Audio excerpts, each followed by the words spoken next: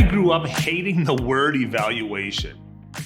See, I hated the word evaluation because I associated it with criticism. And I grew up understanding that evaluation meant that I was now going to be told something that I was doing was wrong. I had to shift my understanding of evaluation, and actually I've learned to enjoy the process. I even love it because I've had to understand how it can serve me. I've learned to evaluate and question my methods and my mindset.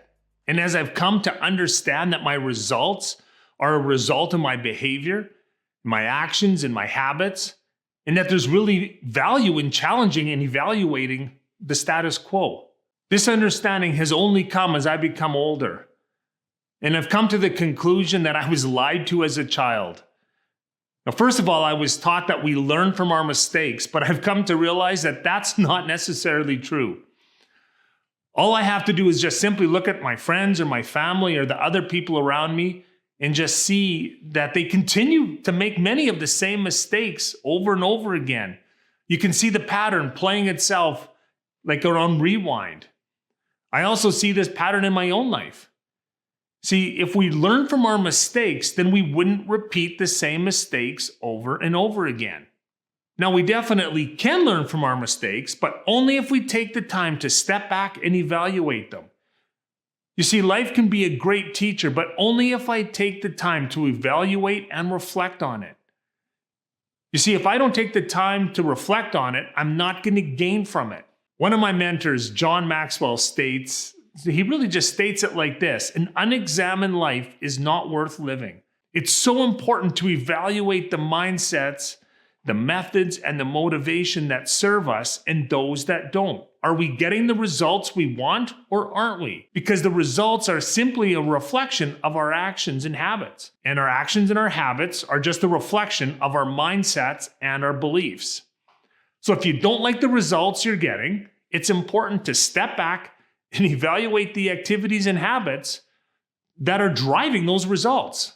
And then I would encourage you to take even a further step back and now look at what are the thoughts and the beliefs that are driving, that are the force behind those activities and those habits. And the two questions I like to ask myself is why and how.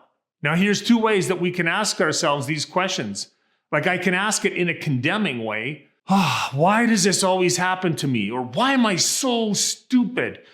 Or how am I ever going to get this done? Or like, how am I going to figure this out?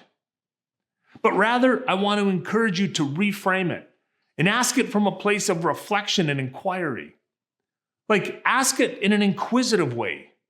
Like, seriously, ask the question like a detective that's trying to solve some impossible problem. So, how could I get one more job done every 2 ways? Or why do we process in order that way? Or why does it always seem to take more time than what we estimate? Or how can we reduce our expenses by 10%? And why do I get so nervous when a customer challenges my pricing? See, the one thing I've come to learn about evaluation is that it's so important not to come to the conclusion too soon. See, the timing in coming to the conclusion is critical. Remember, you're challenging the status quo. And when you challenge the status quo, there always is going to be pushback, especially when you challenge the status quo of our thinking and our mindset and our beliefs. See, a friend of mine was working in administration at a camp and at a retreat center, and she noticed that most of the stress that what the director was experiencing came from food services. And then there was a continual demand of keeping staff and maintaining the food quality, and her suggestion came to outsource the food services. Now, initially, that seemed outrageous. That was way too out of the box. It was going to cost way too much. It would never work.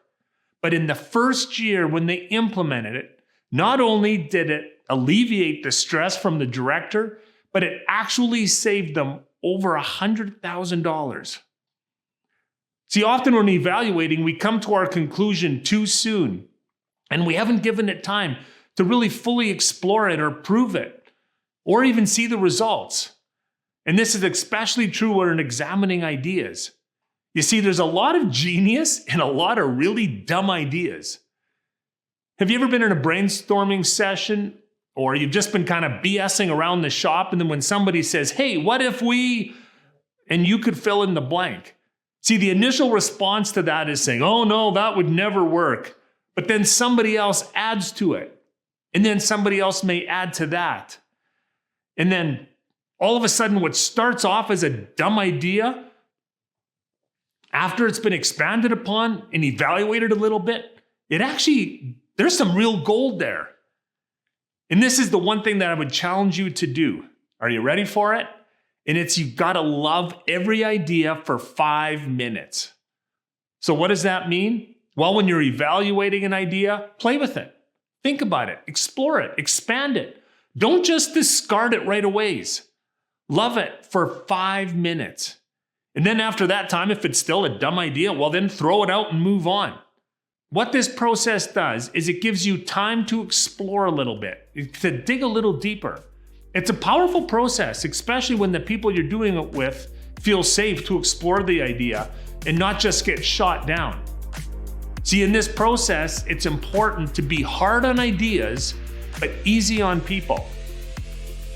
Many of the world's life-changing innovations came in a response to others saying, well, that'll never work, or how's that going to get done? And when Brad Rempel came up with the idea for the body liner formula, he was told by several people, including the scientists, well, that'll never work. And they gave him all the reasons why it wouldn't. But it did. So schedule time in your day, your week, your month to evaluate. Engage with your team. It will change your business, and I guarantee you it will change your life.